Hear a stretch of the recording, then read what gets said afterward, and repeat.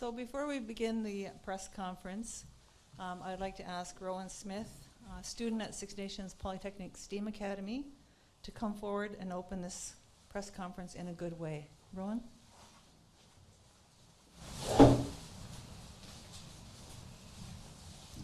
Scano Sugrego, Rowan Nigiaso, Oswegat Wagat Ganyet De Newagate Shouta, Ganyet Kiono, Niwak Wednesday, Quiskate Niwak Triako. Hello everyone, my name's Rowan. I live on Six Nations. I'm a Mohawk Turtle and I'm 15 years old. I was asked today to come here and do the opening. It's an honor. I'm really honored to be here and speak the language that was nearly taken from us. I'd also like to give a big shout out to my grandma. She made me this shirt over the weekend. Her parents were both residential school survivors, and I'm hoping to honor them today. So Swadahosios, hats off, hoods off, and I'll make it short. Ne dani get quote Swadahosios guy went go waro. Ne had why we can't out some guy decent some go gonna honyo. Ne oesa scandal donoknyo. Ne dine and way hang iha Scott and why and go go ha. Scott de went on honyo ne to gain up to and go ha. Dane wa troi sa owens a date no ha didn't quat. Ne ko to sani ha. Ne dine and way hang go de went on honyo ne to gain up to and go ha. Dane wa troi hodai hodinyo touch ne gates sat na hoyen ye. Nidine and the way he Scott de Tino Hanyo, Nato Gani up to go ha. Dane et Watroi, said Wugoana Skinyadio, Oi Juana a touch radsa, Nate to Sahi wine to sat now song way hake, or handle how Genio gate. Nidine and the way hank the Savano Hanyo said Wugoana Skinyadio, Nato Gani up to go ha. Dane et Watroi, Gani Okadage, Hadiok Kakiono, Nate Diok Kiat Nido, Scano Donoknio. Nidine and the way hank de Tino Hanyo Hadio Kiat Kiono Dino Kiat Nido, Nato Gani up to go ha. Dane e Watroi, how gay Gauhide Hanagri Sungway di so. Nate Soto sat done Scano I do not know. Nidine and the way hank the Savano Hanyo Gauhide Hanagri Sungway di so. Nato Gani up to go ha. Dane Tonagat Guini, Ige Agai get Dagano Hanyo. Dane to.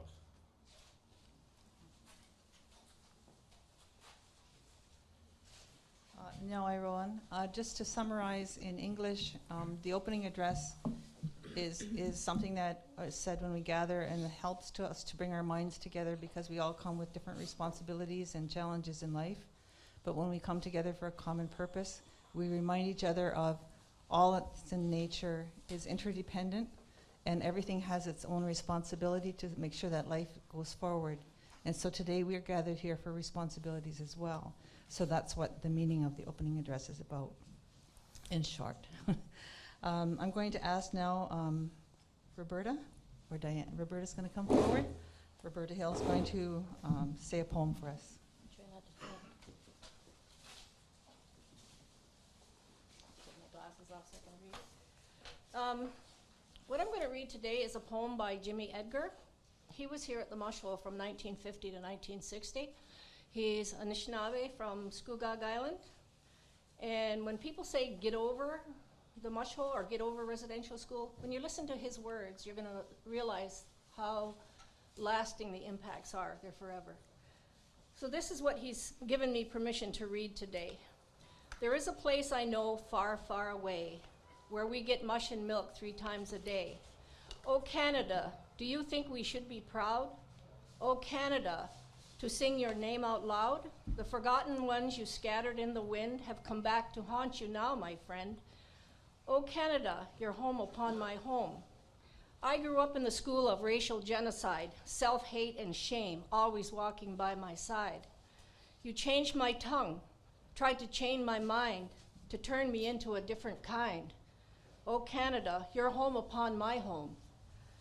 Many scars covered over, many here to stay, on our children now and those who are on the way. Many struggle each day trying to find the door to hear grandmother's voice as we did before. Oh, Canada, your home upon my home. The so-called men of God who gave us care, many were perverts, and I'm sure you were aware. They preyed on us, both girls and boys, fulfilling their fantasies, but left us destroyed. May you hang your head in shame, O Canada. So many brothers gone now, so many sisters too, who were chained in the mine when you broke our families, you sealed our fate. We hope for our children that it's not too late. O Canada, your home upon my home. Reconcile with you I cannot do. You have everything. How your wealth grew. What do we have? Broken treaties, church crap, many little children who will never come back. O Canada, your home upon my home. When I came home, I knew no one there. 10 years in the mush hole, but a lifetime of despair. Still I struggle each day, trying to find the door, to speak in grandmother's voice as we did before. May your God forgive you, O Canada, for I cannot. Jimmy Edgar.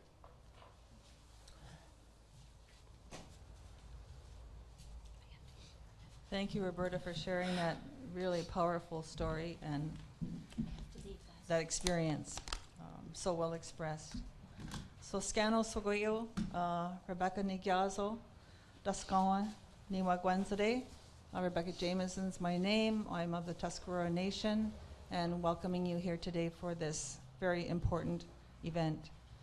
So let's begin first with acknowledging the survivors who are with us, who with their strength have brought forward the truth that for over 100 years was intentionally hidden from public knowledge. The truth of the painful experiences and the death of many innocent Indigenous children, the truth of cultural genocide for individuals, families, and communities, and the impacts that today we as Indigenous people continue to live with and address. As Justice Murray Sinclair, Chairman of the TRC Commission, stated, education is what got us into this mess, and education is what's going to get us out. And I can bear witness to this, that that's true. Six Nations Polytechnic, or SNP, where I serve as the president and the CEO, is an Indigenous-led and governed place of learning that is reclaiming education for our purposes. At SNP, we offer high school, where Rowan attends, as well as post-secondary education and training to Ongohoe, the people of Six Nations, and others who are committed to Ongohoe ways of knowing and being.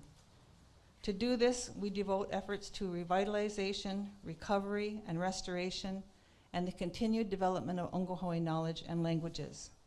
Our efforts also focus on reconciliation by sharing the truth, learning together with others while building respectful relationships across cultures, because we all share this land. Our efforts show that education can indeed be a powerful tool for good and not destruction. Today we're here to begin the search for more truth that will not only extend to more education and awareness, and will hopefully bring some closure for families and communities who have been missing their loved ones for so long. Phase 1 of the search of the grounds for missing children begins today, after much advanced work being done by the Survivors Secretariat, and the Joint Task Force. As Charlene Bunbury, survivor, has stated, this is heavy work that needs to be done. As survivors, we take comfort in knowing that this sacred work is being done in a good way with community members' participation. We have been clear that the search must be survivor-led and community involved. And so it is for this police investigation. With the leadership of the survivors, a mapping exercise has been done and available archival records have been reviewed. With 500 acres to search, the first phase of the search will focus on the lands near the Mohawk Institute building. Community members and police service members have been trained on how to operate the ground penetrating radar, and all work is being monitored by the Survivors Secretariat's Indigenous Human Rights Monitor, Dr. Beverly Jacobs of Six Nations, and the Haudenosaunee Anishinaabe Cultural Monitors. Appropriate ceremonies have been conducted and will continue to be conducted as guided by the cultural monitors and the traditional knowledge and ceremonial people. Following our speakers this morning, there will be a Q&A, and after the Q&A, the media will be allowed for a short time to film and photograph the search, and I'll provide more details on that a little bit later. At this time, I'm going to ask Dawn Hill, one of the residential school survivors, to come forward. Please, Dawn.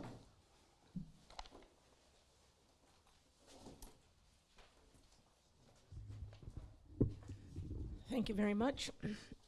That poem was really sad. It took me a while to get over that, and I've read it many times. My name is Dawn Hill. I'm from Six Nations, Mohawk Turtle Clan. My sister and I, Roberta, who read the poem, were in the mush hole here from 1957 to 1961. And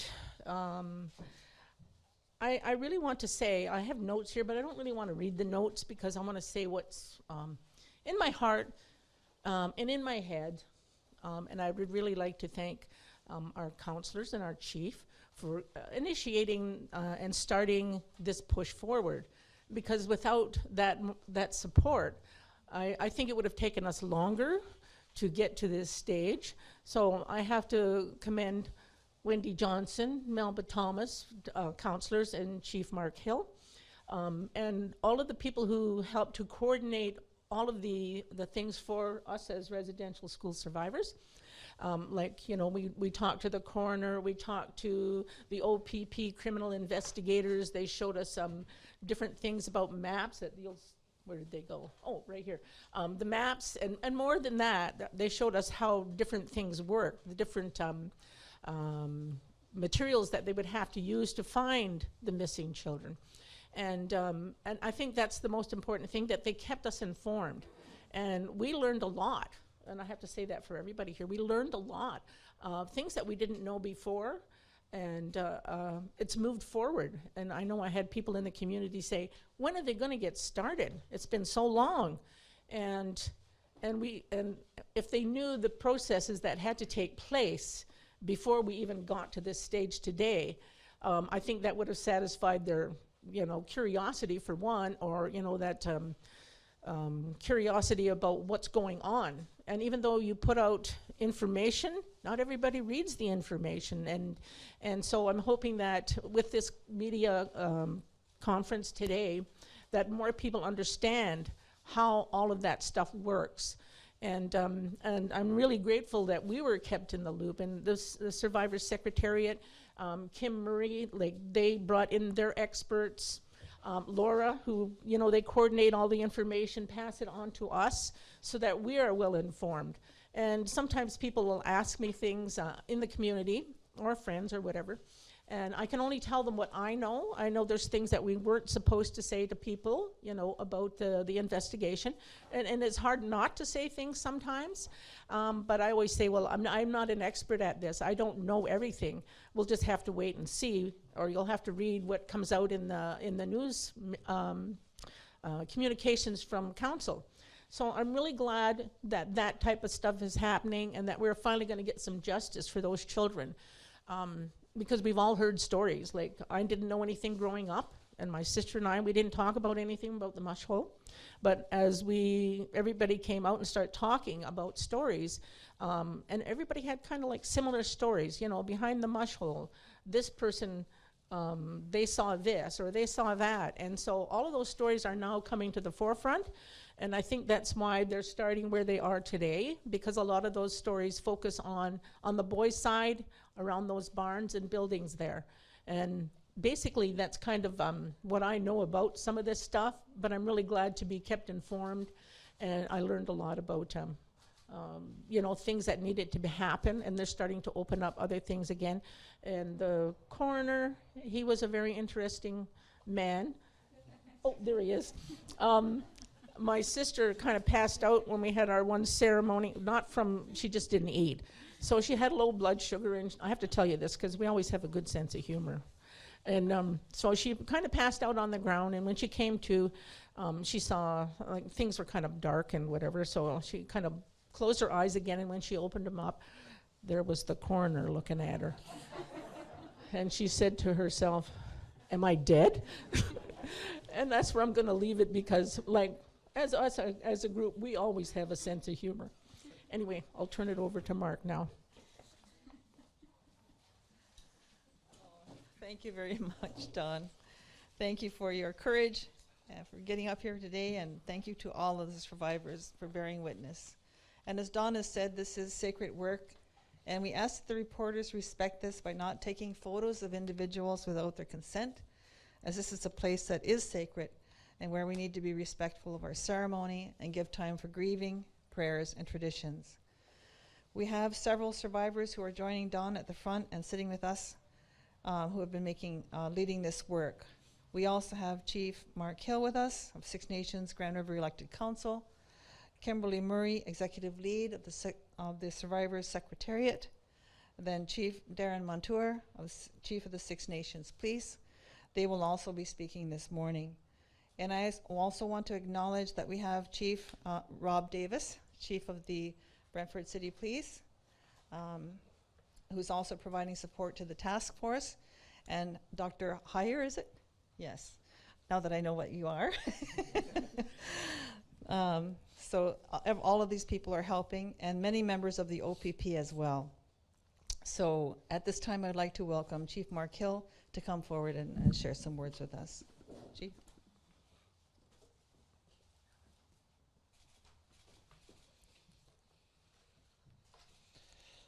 Thank you, Inyawa, Rebecca, as well as to Robbie and her poem that she read, as well as Dawn and her words that she had to offer.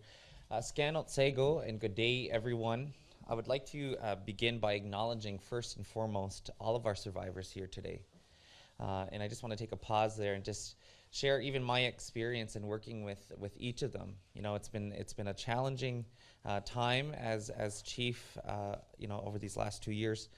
But they have really inspired me to continue this important work, not just what we have to do here at the Mohawk Institute, but in other areas and other files within our community in order to be, progressive and to keep our community moving forward in a positive direction. So want to really thank and say nyawa to each of them for continuing to inspire me and to continue this important work. I also would like to acknowledge all of our members of the Secretariat, as well as the members of the Police Task Force, and as well as all of the other First Nations communities who had children attend the Mohawk Institute. And also, too, want to acknowledge Councillor Wendy Johnson, as well as Councillor Melba Thomas, and the rest of our leadership on the elected council, as well as the Haudenosaunee chiefs and clan mothers. This work, again, is very important, as was mentioned multiple times this morning. And again, would also like to welcome all of the guests that are present here with us today. We are gathered here to officially announce the first step in our journey to bring our children home. For the past few months, the Survivors Secretariat has been working tirelessly in collaboration with multiple agencies across many jurisdictions. We have finally made it to this day where we are ready to begin the search.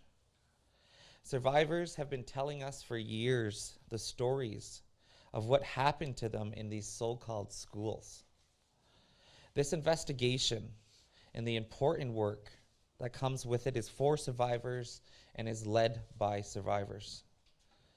For many, this day has been long awaited, but also brings with it a stark reminder of the atrocities that were committed against our people in these institutions. The coming months will be definitely difficult for Six Nations, and our focus now is on preparing our community for the potential findings of the search and providing adequate mental health and crisis support to those who may need it. Although the Secretariat is an apolitical organization and independent of the Six Nations of the Grand River Elected Council, we are committed to continuing to advocate for adequate supports from all levels of government, including the release of records and equitable funding. The Mohawk Institute was the oldest and longest running residential school in Canada. Children stolen from their families from many different communities were forced to attend this school behind us in which we're standing. The scope and depth of this investigation is unique. Again, it's very uncharted territory, and this must be reflected in the financial support received from Ontario and the Canadian government. I call upon them to make good upon their commitments to reconciliation by expeditiously supporting this work in whatever capacity is needed. In closing, I want to thank everyone involved in this investigation for their commitment to attaining justice for our survivors, our communities, as well for bringing our lost children home. The months ahead will be difficult, but this work will allow our community to begin the process of healing together and place the spirits of our lost children at rest. Again, it's been a very challenging time today, and it was difficult for me, even outside of these words. I want to be like Don as well and try to speak from what I'm feeling, and it's tough. This has been very tough on our community, and where we got to go from here is going to be even more difficult. So we want to continue again.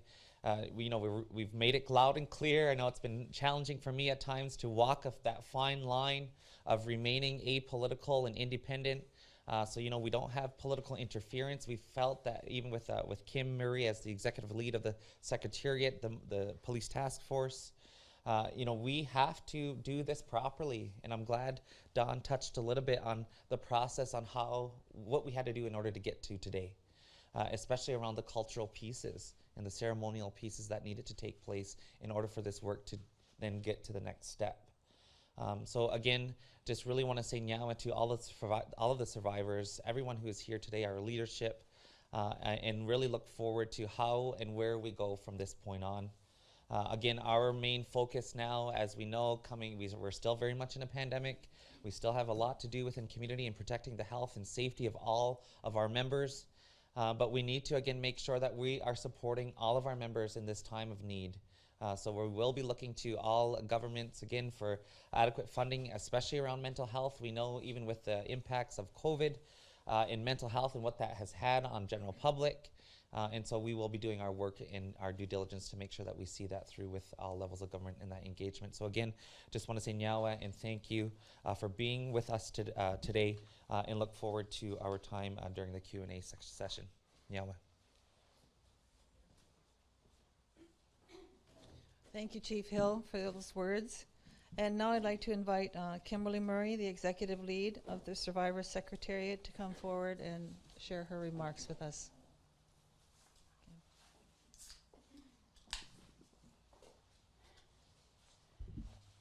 Sego, Seguego, Skinagoa, Kimberly Murray, Yungats, Ganyegahaga, Ne, Gana Satage, Wakwaho.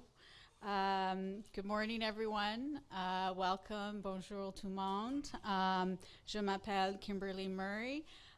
First off, I want to say nawe to Rowan for delivering the Ohondo Gary Watgetke and starting us in a good way and bringing our minds together as one.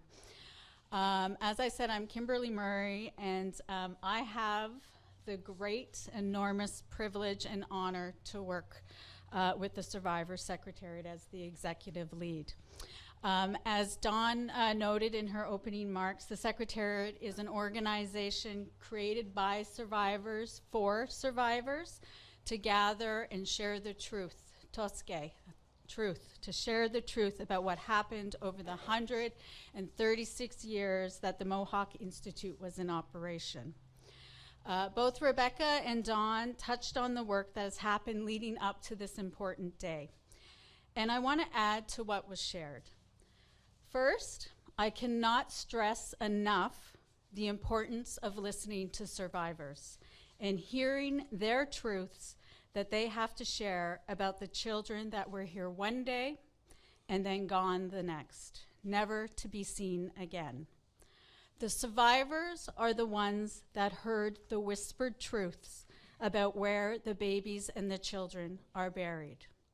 They are the ones that know what these lands looked like decades ago and where the many different structures were located. We must honor them and listen to their words. Modern technology and fancy machines and devices that you're going to see can help us uncover the truth, but they can never replace the first-hand knowledge of our people. Those who were here and are here with us today, they are our witnesses. Before we could start the GPR search today, the police task force assisted us by laying out the grids that will be followed by the searchers. As noted, we have trained community members to operate the machines, and we have 2 teams on site today. We have paired Six Nations police members with community members to operate the machines. The search will go all week, and the data collected from the search will be uploaded and backed up on secure servers every day. We are following the best practices guidelines that were released by the Canadian Archaeological Association earlier this summer. We will be sending the data for analysis to experts in this area. Once we have a final report, we will release our findings to the community and survivors and then to the general public. This is just the beginning of our search. Over the winter months, we will be working to prepare the lands that will be searched in the spring and to train further community members to assist on the ground. A complete search plan will be finalized as we ready ourselves to search the rest of the 500 acres that were associated with the Mohawk Institute. I want to speak briefly about the records. It is of vital importance that community take ownership of the records. It does not help us if records are housed at the National Center for Truth and Reconciliation, if we cannot have access to them. It is no help to us if the records that are in possession of the province of Ontario are sitting in the archives of Ontario. It does not help us if records that can help us are sitting in boxes in the office of the chief coroner or the Ministry of Indigenous Affairs. No one can analyze and assess the records more quickly and accurately than the community themselves. The community lived through this attack on them. They do not need, nor have they asked, for the government to review records on their behalf. The time has come for institutions to turn over all the records to communities now. No more hiding behind colonial laws and MOUs to buy time so that you can have a sneak peek at what the records will show. Survivors want and need to recover their lost family members and friends. There is simply no time for this nonsense of holding on to records. They must be released immediately. Moving forward, we want to let survivors and their families know that we will be holding 3 gatherings over the next 6 months. We will be connecting with people through survivor organizations, community leadership, and by way of our website and newsletters. People can sign up to receive the newsletter on our website or by calling us. We want to hear from anyone that wishes to speak to us. I thank you again for your interest in this sacred work. It is long overdue. And I want to remind everybody that this is a death investigation. We again ask that you respect the direction of the media relations staff, the security, and the police task force as you approach the search area that you'll be led to. Please do not cross the barriers or the areas that have been taped off. Finally, I want to acknowledge this group of people. I want to acknowledge the survivors that are here with us and those who will be watching and reading your stories. We honor you, we honor your courage, and we honor your leadership and your resolve to uncovering the truth about what happened at the Mohawk Institute. Nawe, thank you very much. Rebecca.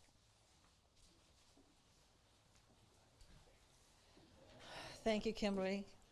I would now like to call upon Chief Darren Montour, Chief of the Six Nations, please, to give us some remarks. Darren?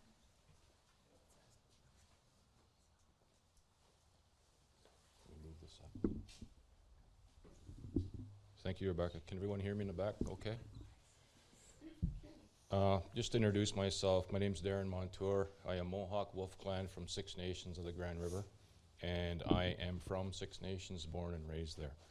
So good morning, everybody, and I would also like to acknowledge these ladies and gentlemen sitting here. This is the reason that we are here, and we have a big task ahead of us to do for them. So, back on July 21st of this year, the survivors of the Mohawk Institute provided me a letter stating they had endured physical, mental, and sexual abuse. They also brought forward allegations of staff participation in the deaths of fellow students during their time here. As a result, I formally requested the assistance of the Ontario Provincial Police and the Brantford Police Service to assist the Six Nations Police Service to investigate these allegations. This investigation is a survivor-led initiative. Since that time, a joint services team of well-trained and dedicated officers has been assembled to investigate the heinous allegations that these strong and courageous people have endured and carried with them. We undertake this arduous task for them and for their families. The police have been assisted and guided by the Survivors Secretariat, which is a fully dedicated to finding the lost children and bringing to light the atrocities that occurred within those walls. Together we will work tirelessly to find the missing children who did not come home. I personally want to express my utmost appreciation and gratitude to my colleagues, Chief Robert Davis from the Brantford Police Service and Commissioner Tom Creek from the OPP for their continued assistance and support. Going forward, we are reminded that we are searching for children, the Creator's most precious gift to all of us. It is unimaginable the grief and sorrow faced by families from all Indigenous communities in this country when their children did not return home. Today marks the start of the ground search of this institute. This will be a long and laborious investigation full of emotion and heartbreaking results. But this is long overdue and must be done to allow our communities to heal. We will find them and we will bring them home. Every child matters. Thank you.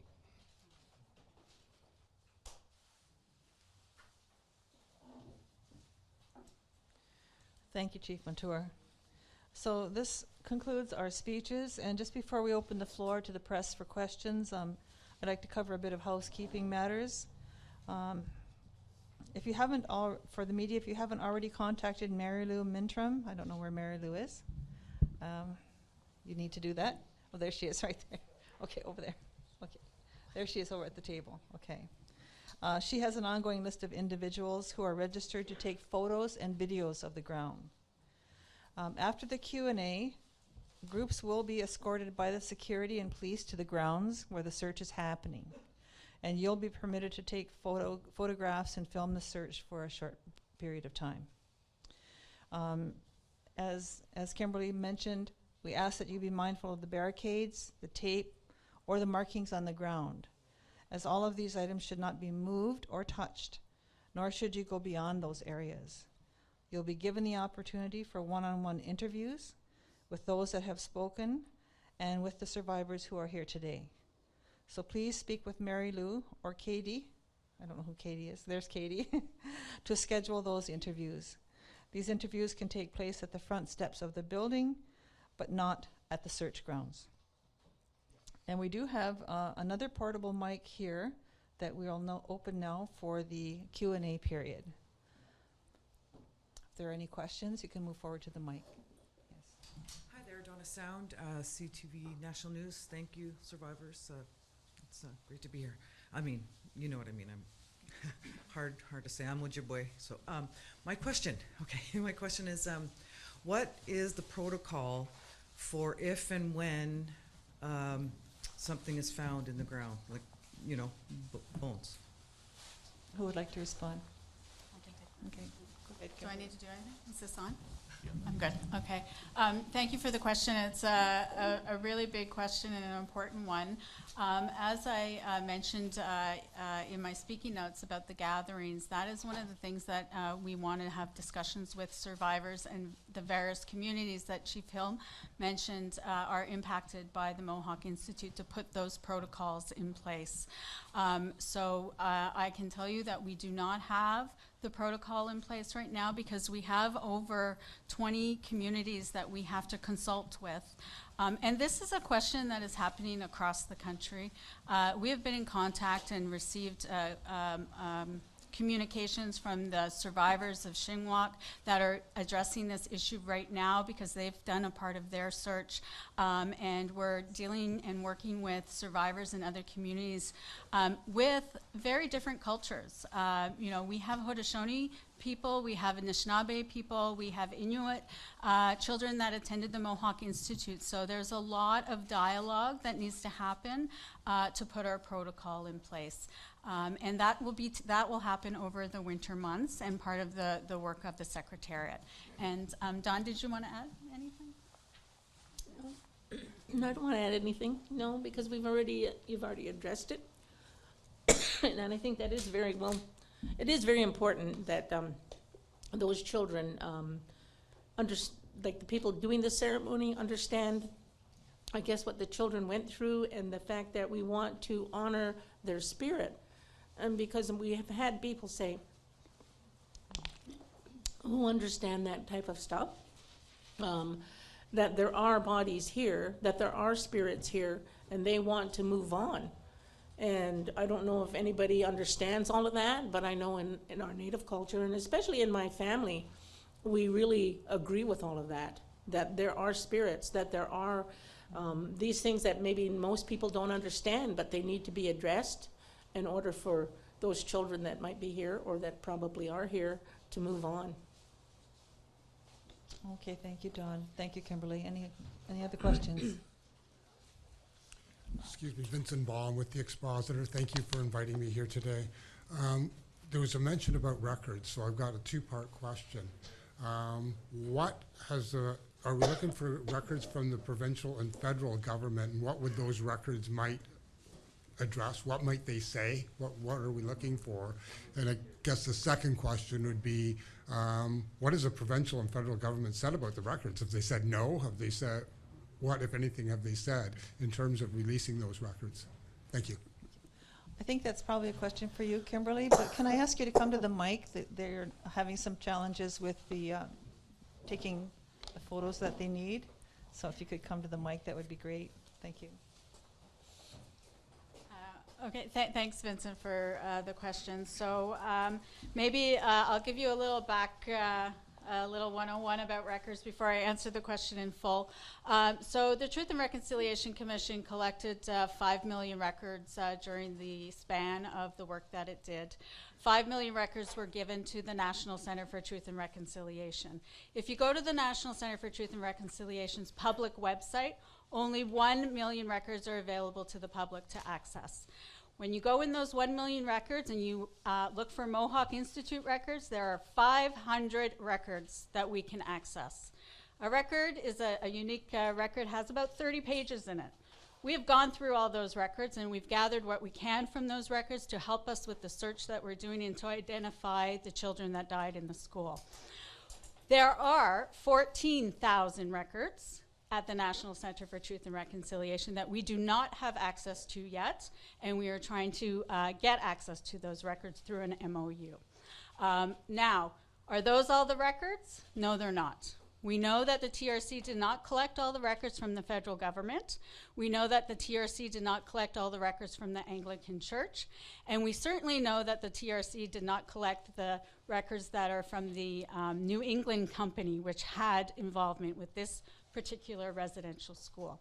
The New England company is in England. We need to get those records. So there's a lot of records that are still out there that we need to obtain. Vincent, you asked about the provincial records. I don't know if Chief Hill, because he penned a letter recently to the province identifying the role that the provincial government had in residential schools. I just want to remind everybody that the Indian Residential School Settlement Agreement was an agreement between the federal government, the churches, and the survivors. The only requirement legally under the settlement agreement was on the federal government and the churches to provide records. There was no requirement for the provinces or any other institution to provide records. But we know there are records. We know that there are death certificates. We know that there are other records in relation to hospitals. We know that there are records in relation to sanatoriums where children were sent and never came back to the school and died in those sanatoriums. So those are all records that we need to get into the Ontario archives to get. Have they told us no? No, they haven't told us no. But there's a massive amount of records that we have to get. And the Survivors Secretariat's been working and consulting with No History on how we can get in there and what we can obtain. And so we will be working on that over the winter. I just want to be clear. When it comes to the death records, there was a recent newspaper article that said that Ontario is the leader. I personally wrote the letter from the TRC to all the provinces asking for death certificates. That was about 8 years ago. So here we are, and we still do not have the death certificates. They're still sitting with the province of Ontario. So I don't, in my mind, see that as leadership. They did not respond to the TRC when the letter was sent, and now they're only responding now. So there are those records, I'm told, Chief Phil, I think you said 1,900 records of death certificates. We need to look at those. We don't need my good friend Dr. Huyer looking at them. We don't need Indigenous Affairs looking at them. The Secretariat and the community needs to look at them because they know who their people are. They know which kids went to this school. They know the names. The bureaucrats don't know those names. So those are the type of records that we're looking for.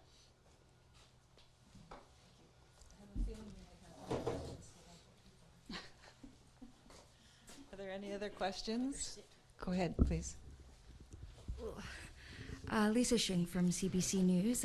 Chief Mark Hill, you talked about funding being an important piece of this.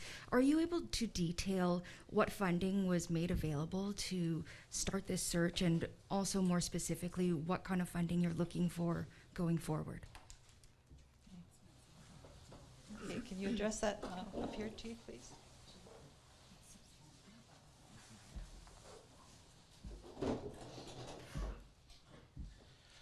Okay, thank you. Thank you for your question. Just before I answer your question, I want to just take a step back and also acknowledge Rowan. I know I had missed Rowan in my earlier comments, and I think it's just important to recognize our young people in having the opportunity to speak our languages and learn our languages, which our survivors did not.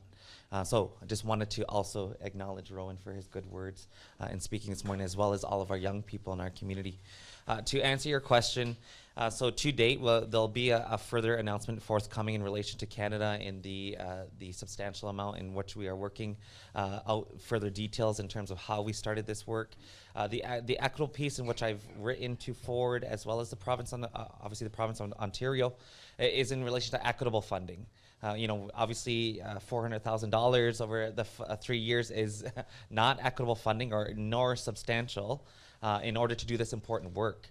So, as we've maneuvered through these days, we've also, in relation to also get started, our elected council initially also made a $1 million start, with hopefully obviously the reimbursement back from the Secretariat once we've secured funding from both levels of government. So obviously that was very substantial in order to start this work, to get this work started. But again, we need to continue to hold all levels of government, accountable to where we got to go with this work. And obviously, at this point in time, we're not receiving the funding to date that we need in order to continue this important work over the years. As mentioned before, there's close to roughly 500 acres to be searched. And so again, we are and will continue to advocate and have these conversations with both levels of government so that we can at least look to, again, equitable funding and what that means to the Mohawk Institute. Yeah. Excuse me, Chief. My follow-up is for you, so you may want to stay here. Okay. Yeah, just on the funding piece again. Hi, my name is Mahan Hamidi. I'm with the Canadian Press.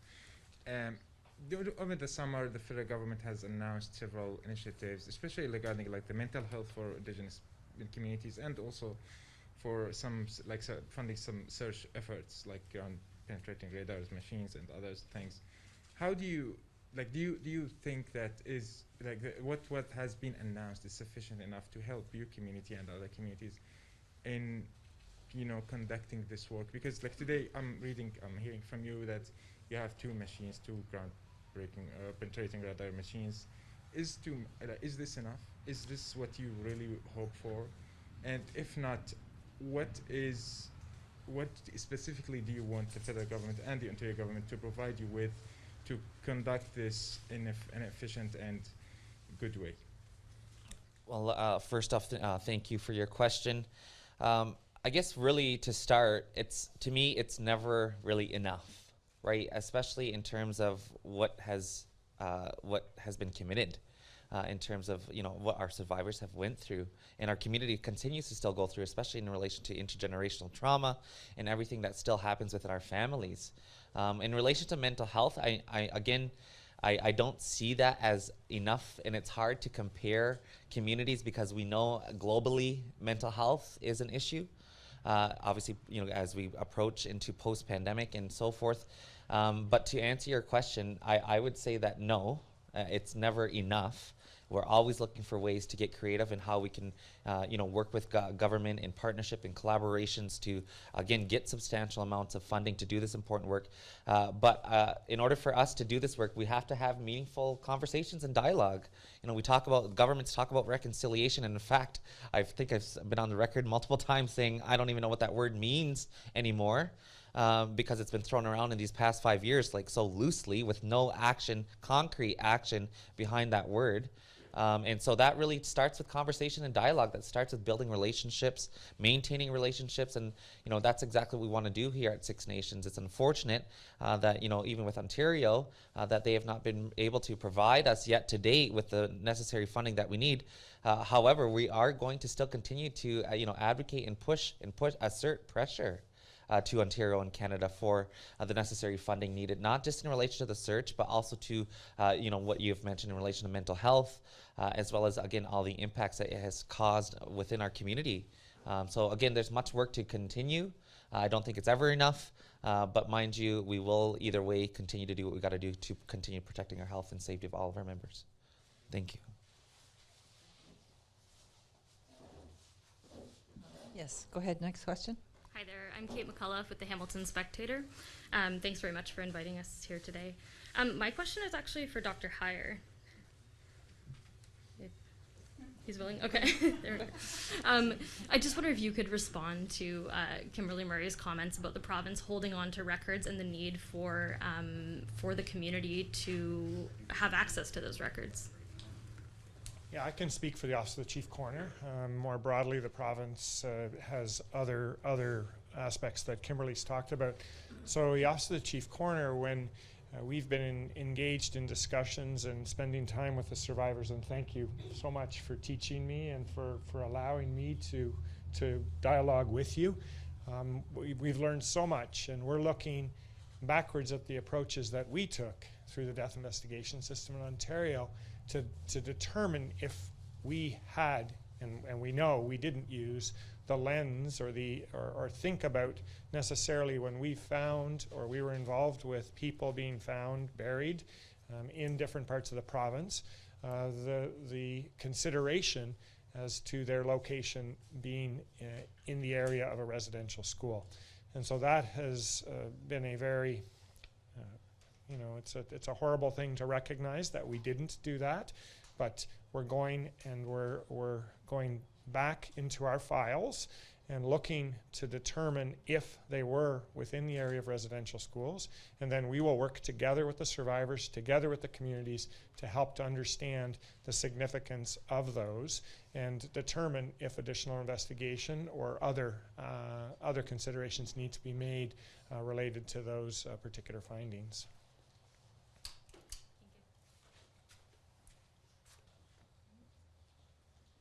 Go ahead, Vincent. Okay. I think you're okay. I didn't want to be rude and take up too much time. With respect to the death investigations, there was a death or human remains were found in Brantford recently within the last year, and I'm sorry, I just can't pinpoint the date. Is there an update on that particular story? Is there any information that can come out that you can share with us today with respect to the remains that were found? I believe it was Glenwood Drive, if I'm not mistaken, in Brantford, which is near Mohawk Park, which is within the area that presumably could happen. Can anybody help me with that one? I don't know, is there anyone able to respond to that, Dr. Huyer? Yeah. Thank you for that. Thank you for that question. And we are involved in the recovery of an individual that was found buried in the proximity, not directly on the 500 acres, but in the proximity of the Mohawk Institute. And we are carefully evaluating the circumstances and painstakingly working together with experts to recover the individual. And that recovery is near complete. And then we will be doing further examination of the individual to try to understand the circumstances in greater clarity. We have been working together to keep the survivors aware and updated on what work we've been doing, and again seeking their input. We have been honored by the fact that we've had participation from the Haudenosaunee Development Institute, Six Nations Archaeology area, the Mississauga of the Credit First Nation, as well as the Cultural Monitor and the Human Rights Monitor from the Secretariat, all contributing and helping us to work together in the most effective way, in the most respectful way, to fully understand who the individual is to the best of our ability, and where the individual rose and came from. So that work is continuing and progressing along.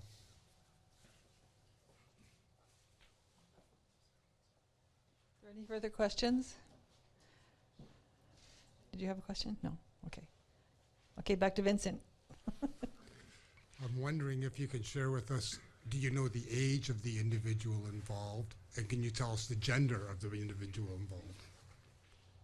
At this point, we do not know the gender, and the initial preliminary examination of some of the person's remains suggested that the individual is an adolescent, so under the age of 14, but then adolescent being over the age of 10 to 11, so somewhere around the lower teens years is the initial investigation or examination findings that we have. Again, we'll do further detailed evaluation of the remainder of the individual to have a full understanding in a thorough way with experts involved.